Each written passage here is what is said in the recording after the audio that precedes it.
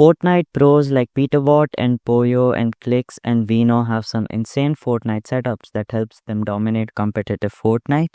In this video, I'll be showing you guys some of the best budget equipment that you can buy to dominate competitive Fortnite. So let's go. Okay, so the first main thing is a mouse. Without a good mouse, a player cannot dominate competitive Fortnite. So if you're on a budget and looking for a good mouse, you can choose the Logitech G203 wired gaming mouse. This mouse costs about $20 and it's insane. I've used this mouse for more than 2 years now and it's still working perfectly fine. This mouse comes with 2 side buttons and its build quality is insane, so it becomes the best choice for the people who are on a budget and want a good mouse. Okay, so the next equipment is the keyboard. A keyboard is as important as the mouse. So one of the best keyboards out there in the market is the Razer Huntsman Mini 60% gaming keyboard. This keyboard costs about $70 and is pretty good for the price. I've heard lots of good reviews about this keyboard, so it becomes one of the good choices for the people who are on a budget to get this keyboard. Okay, so the next thing is a good pair of headphones. A good pair of headphones is extremely important for you to hear the player sounds, like someone is crouching and coming, you need to hear that. So I would suggest you to get the HyperX Cloud 3. It costs between $60 to $70 and for the price range it's actually pretty good, so check that out. Okay, so the next thing is the mousepad. A mousepad is not that important, but if you're looking for one, you can choose the Glorious Elements gaming mousepad. This mousepad costs about $35 and is pretty good for the price. Okay, so the next thing is the monitor. You have to choose a monitor which is able to show the amount of frames your PC or your console gives.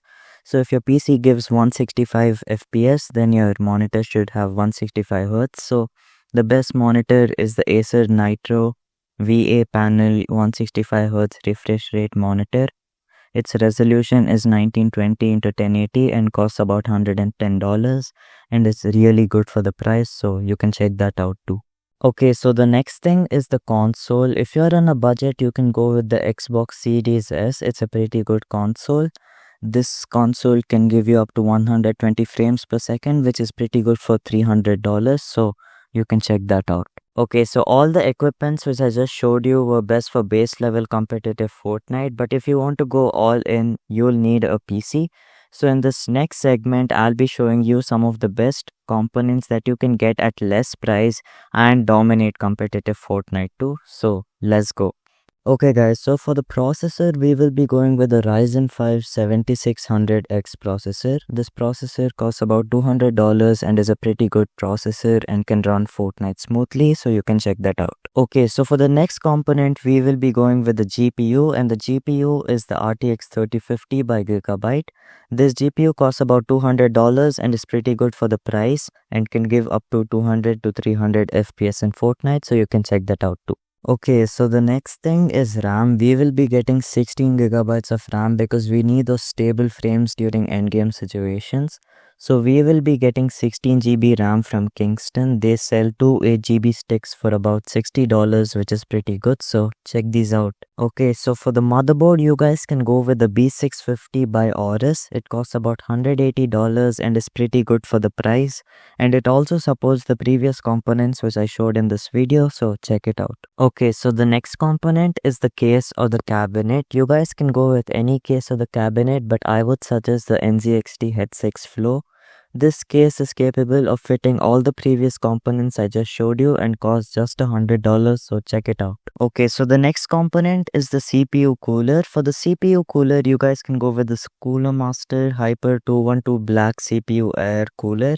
It costs about $30 and is compatible with the Ryzen processor which I just showed you. This cooler will ensure that your temperatures don't go high, so check this out. Okay, so the next component is the PSU or the power supply unit. You can check out the Cooler Master power supply. This costs about $105 for 850 volts. This power supply will provide enough power to all the previous components I showed in this video, so go check it out. Okay, so the next component is the storage, and for the storage we will need at least 2 terabytes of storage. So we will be choosing a SSD and not a HDD. So we will be choosing the WD Black 2 terabyte SSD. It costs about $160 and is pretty good for the price. And you can store all your replays and the strategies which you make of competitive in this. So check it out. Okay, so the next thing is the thermal paste. You guys can get the Arctic thermal paste. This thermal paste costs about $10 and is pretty good, so go check it out. This PC can give up to 240 FPS, so you should get the 240Hz Samsung monitor, which costs about $200.